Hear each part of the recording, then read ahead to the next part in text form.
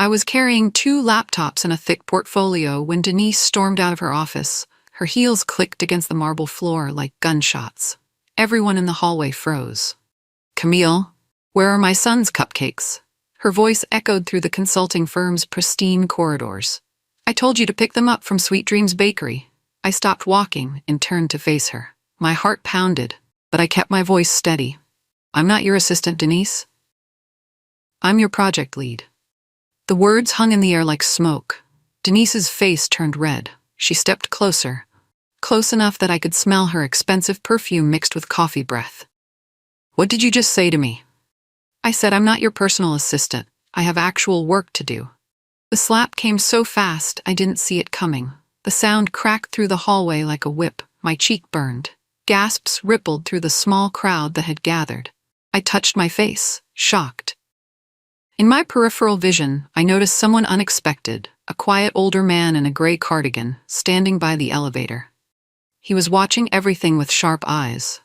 Then he slipped away silently, like he was never there. 6 months earlier, I had been thrilled to join JT and Associates. I had just landed them a huge contract with a pharmaceutical company. The partners were impressed. They hired me as a senior project coordinator with promises of quick advancement. Denise Halver was my supervisor. On my first day, she seemed warm and welcoming. She took me to lunch at an expensive restaurant and talked about mentorship and growth opportunities. "I see so much potential in you," she said, cutting her salmon delicately. "Stick with me, and you'll go far here." For the first month, everything was perfect. I handled major client presentations, managed complex timelines, and exceeded every expectation. Then something shifted. It started small. "Camille, could you grab my dry cleaning? You pass that street anyway." Then it escalated. "My yoga instructor needs to reschedule. Can you call her?" Soon I was booking her hair appointments, buying gifts for her relatives, and running errands that had nothing to do with work. At first, I did it. I wanted to stay in her good graces. I thought it was temporary. I was wrong. 20 minutes after the slap, my desk phone rang. It was Eli from HR. "Camille, we need you to come down immediately. There's been a report filed against you." My stomach dropped. I walked to HR feeling like I was walking to my execution. Eli looked uncomfortable as I sat across from her desk. "There's been an allegation that you acted aggressively toward Denise Halver. She says you yelled at her and made threatening gestures." I blinked in disbelief. "That's not what happened." She's provided a detailed account. "According to her report, you became hostile when she asked you to help with a simple task. She asked me to pick up cupcakes for her son. When I refused, she slapped me. There were witnesses." Eli shifted in her chair. "Denise mentioned you've been insubordinate for weeks. She says this outburst was the final straw." "What about the slap?" "There's no mention of physical contact in her report." I felt the walls closing in. "So you're taking her word over mine? We're conducting a fair investigation. Until then, you're on unpaid leave." As I cleaned out my desk, my phone buzzed with a text from an unknown number. I saw what really happened. She's lying. I spent the evening trying to figure out who texted me. The next morning, I drove back to the office building. I needed to understand what I was dealing with. I waited in the lobby, watching people come and go. Around 10 o'clock, I approached Marcus, the friendly janitor who always said hello. "Marcus, yesterday there was an older man in a gray cardigan on our floor. Do you know who that might be?" His eyes widened slightly. "Gray cardigan? Tall guy, maybe 70s? Yes, that sounds right." Marcus glanced around nervously, then leaned closer. "That's Mr. Thorpe, Graham Thorpe. The name didn't mean anything to me. Does he work here?" "Not exactly." Marcus paused, choosing his words carefully. "He's one of the guys who started this place back in the day, retired now, but he still owns most of it. Shows up maybe once a month, just walking around, watching things." My pulse quickened. "Watching things?" "Yeah, people don't usually notice him. He keeps quiet, observes how the company's running. Word is he's not always happy with what he sees." I thanked Marcus and walked back to my car, my mind racing. The co-founder witnessed Denise slap me, but would he do anything about it? That night, I spent hours crafting a letter. I kept it simple and respectful. I wasn't asking for help, just confirmation of what he saw. "Dear Mr. Thorpe, I believe you may have witnessed an incident yesterday involving myself and Denise Halver. I'm currently under investigation and wanted to know if you saw what happened. Respectfully, Camille Rivers. I found his address through public records and mailed it the next morning. I didn't expect a response. 2 days later, my phone rang. Unknown number. Miss Rivers? This is Graham Thorpe. My heart nearly stopped. Mr. Thorpe, thank you for calling. I got your letter. Very professional approach. His voice was calm, measured. I want you to know, I saw the whole thing. You did nothing wrong. Relief flooded through me. Thank you. I wasn't sure if that woman struck you for refusing to run personal errands. That's not leadership. That's abuse of power. What should I do? Be patient. Sometimes the best revenge is letting people hang themselves with their own rope. The line went quiet for a moment. I've been watching this company drift away from its values. Yesterday was the final straw. He hung up, leaving me with more questions than answers. I started thinking back to when Denise's attitude toward me changed. It wasn't random. It happened right after the Meridian Industries presentation.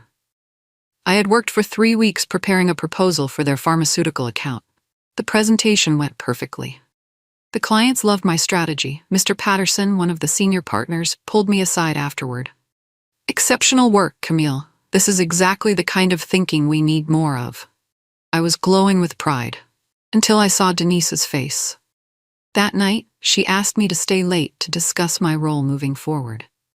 I thought she was going to congratulate me, or maybe offer a promotion.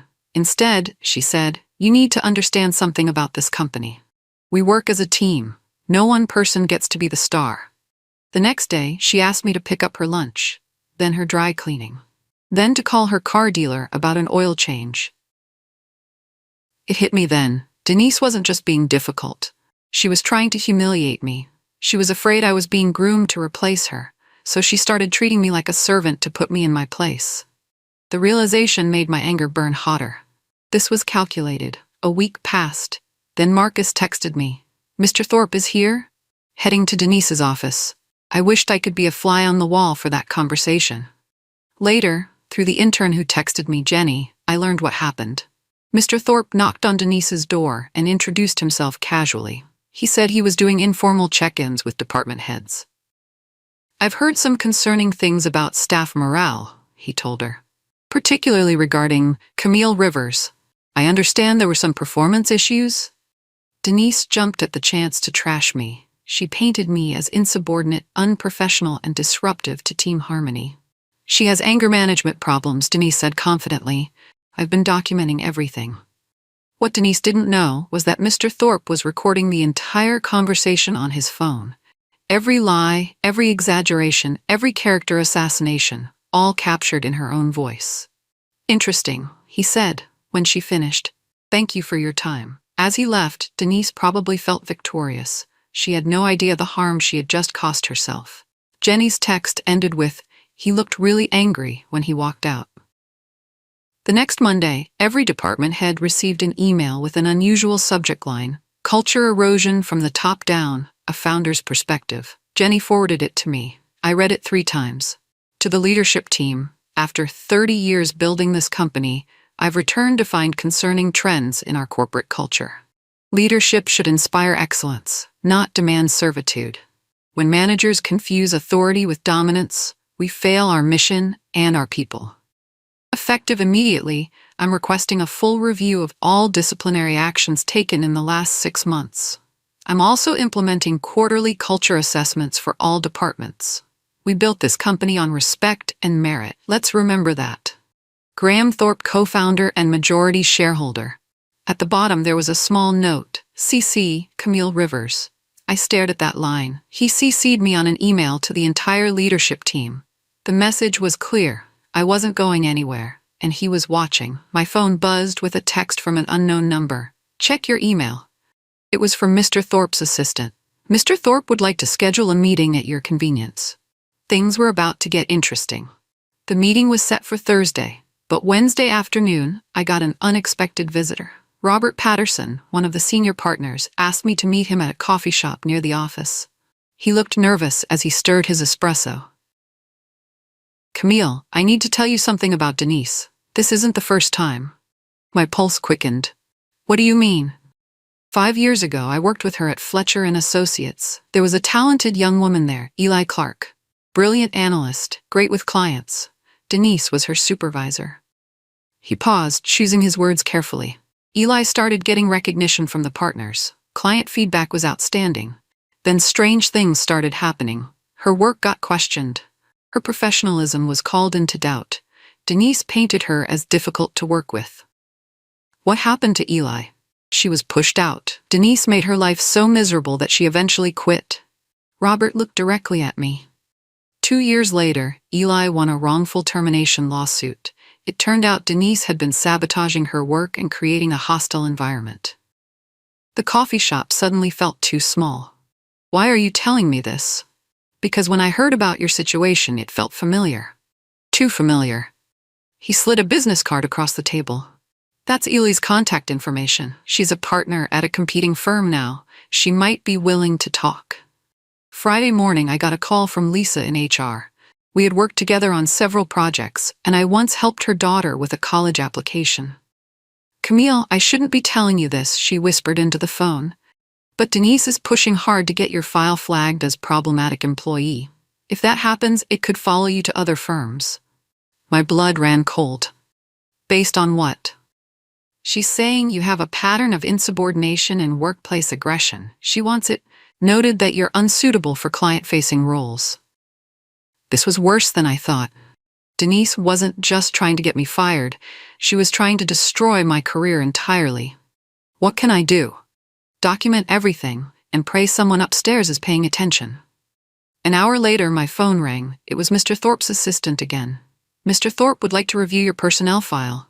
He's requesting it from HR today. I almost laughed. While Denise was working to poison my file, the company's founder was demanding to see it. Let's see how her lies would hold up under scrutiny. That afternoon, Jenny texted me. HR just delivered a thick folder to Mr. Thorpe's temporary office. He's been reading it for 2 hours. Over the weekend, I compiled everything. Every email, every performance review, every piece of documentation from my time at JT and Associates. My record was spotless until Denise's recent complaints. I drafted a simple email to the board of directors. Dear board members, I have been accused of workplace aggression and insubordination. Please find attached my complete performance record for your review. You'll notice 5 consecutive excellent reviews, client testimonials, and documented project successes. I'm also attaching a list of tasks outside my job description that I was repeatedly asked to perform, including personal errands for my supervisor. I believe in transparency and look forward to a fair resolution. Respectfully, Camille Rivers. I attached everything: performance reviews, client emails, even a detailed log of every personal errand Denise asked me to do, with dates and times. I sent it Monday morning and copied Mr. Thorpe. Within an hour, I got a response from board member Helen Morrison. Thank you for this comprehensive documentation. We take these matters seriously. 2 hours later, Jenny texted, emergency meeting in the conference room. Denise just got called upstairs. The wheels were in motion. Wednesday afternoon, I got the call I had been waiting for. Miss Rivers, this is Graham Thorpe. Could you come in tomorrow at 2 o'clock? The board would like to speak with you. My hands shook as I dressed for the meeting. I chose a simple navy suit and practiced staying calm. The boardroom was intimidating, all glass and polished wood. Mr. Gore, Thorpe sat at the head of the table. Denise was already there, looking confident but alert. Thank you for coming, Camille, Mr. Thorpe said. We'd like you to walk us through the events of last Tuesday. I told my story simply and clearly. No emotion, just facts. Denise's face got redder with each detail. When I finished, Mr. Thorpe nodded to someone behind me. A screen descended from the ceiling. We have security footage from the hallway camera, he said. The video showed everything. Denise storming out, our conversation, and then, clear as day, her hand striking my face. The sound didn't carry, but the visual was undeniable. Denise went pale. That camera hasn't worked in months, she whispered. We had it repaired 2 weeks ago, Mr. Thorpe replied calmly. Interesting that you knew it was broken. The room fell silent. The board placed Denise on immediate temporary leave pending a full investigation. They offered me my position back with a raise and a formal apology. But I surprised them. I appreciate the offer, but I need to see how you handle this situation before I decide about my future here. Mr. Thorpe raised an eyebrow. What do you mean? You've seen who Denise is. Now show me who you are. The room was quiet.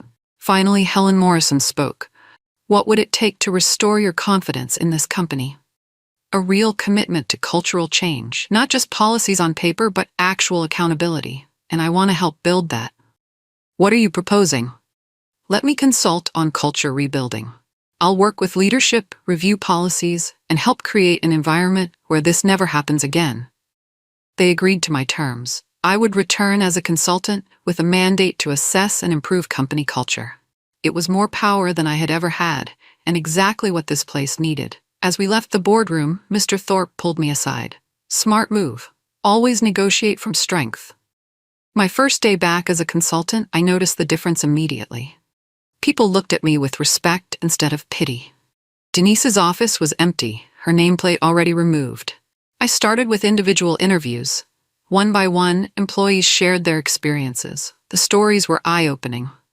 Marcus told me about managers who barely acknowledged support staff. Jenny described being yelled at for asking questions. Tom from accounting mentioned feeling invisible despite handling millions in client funds. But it was Amanda, a junior associate, who provided the most damning evidence. Last month, I was in Denise's office when you called, she said quietly. After she hung up, she said, "That peasant with a pretty resume thinks she can challenge me." Did you document that? Amanda nodded nervously and pulled out her phone. I was so shocked that I made a voice memo about it afterward. I thought about reporting it, but I was scared. She played the recording.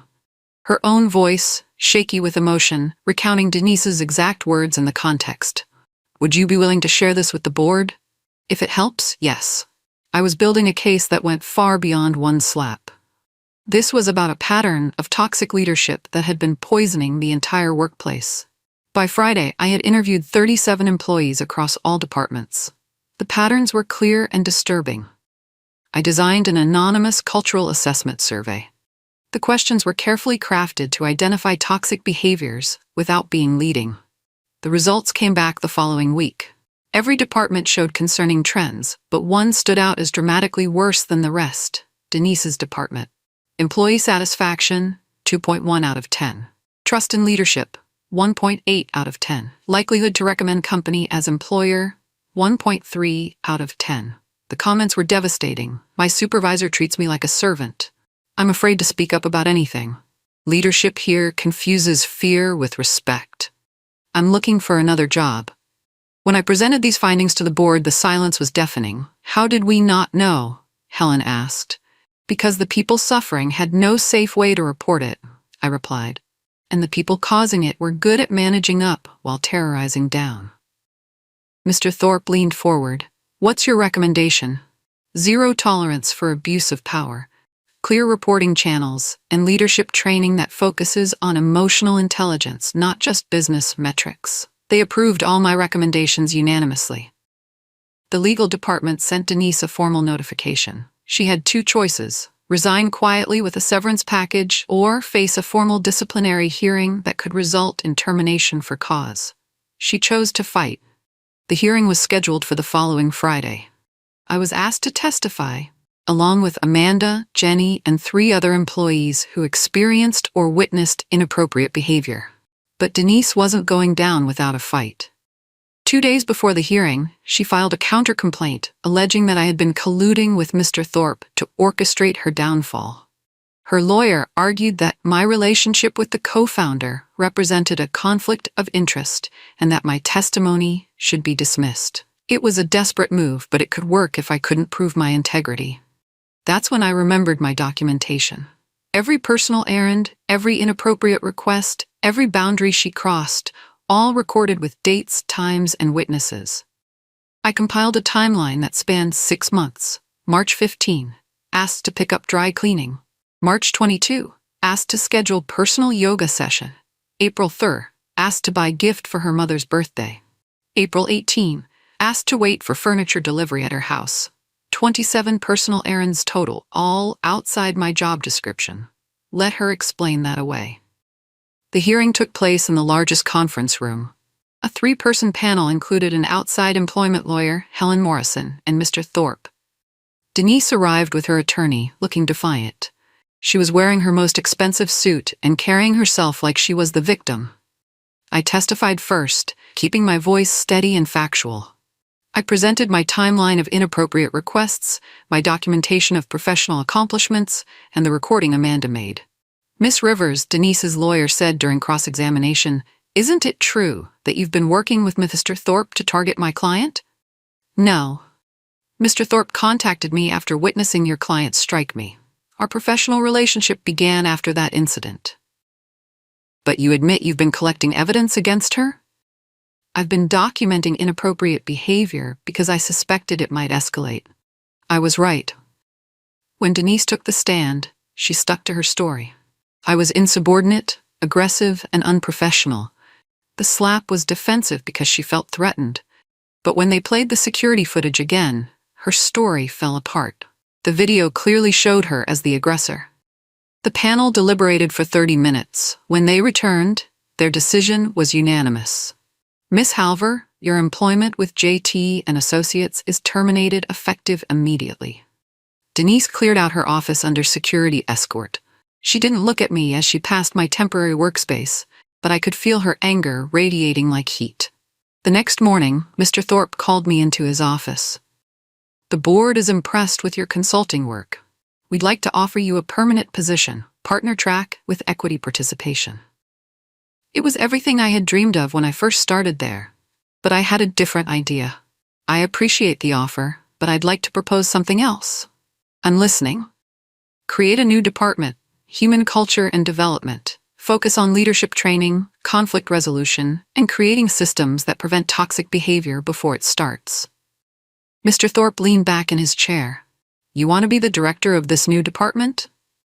"I want to build something that ensures what happened to me never happens to anyone else here." He smiled. The first genuine smile I had seen from him. "Done. When can you start?" My new office was down the hall from where Denise used to work. The irony wasn't lost on me. My first initiative was implementing one-on-one meetings with every new hire. I wanted to hear their concerns before they became problems. During my third week, I was meeting with Rebecca, a young marketing coordinator. She seemed nervous, fidgeting with her pen. "Is there something specific you'd like to discuss?" I asked. She hesitated, then said, "When I applied here, Denise Halver interviewed me for a different position. She told me the company wasn't looking for soft types and that I should consider other firms." My blood ran cold. "When was this?" 6 months ago. I applied anyway because I really wanted to work here. But her comments stuck with me.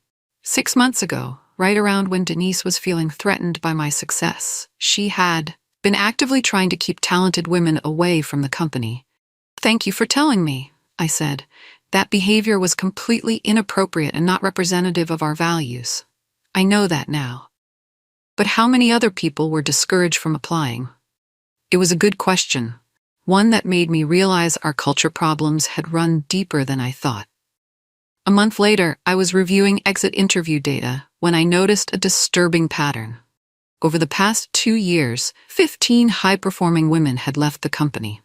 Most cited poor cultural fit or limited growth opportunities. I cross-referenced the dates with Denise's tenure as department head. The correlation was unmistakable. When I presented this data to the board, Mr. Thorpe looked genuinely pained. "How much talent did we lose because of one person's insecurity?" he asked. 15 confirmed departures, probably more who didn't apply in the first place. "What's the financial impact?" I had done the math. Recruitment costs, training investments, lost productivity, and missed opportunities, approximately $2.3 million over 2 years. The room fell silent. "Moving forward," I continued, "I recommend we reach out to these former employees. Some might be interested in returning under new leadership." Helen nodded. "Make it happen." Within weeks, 3 former employees returned.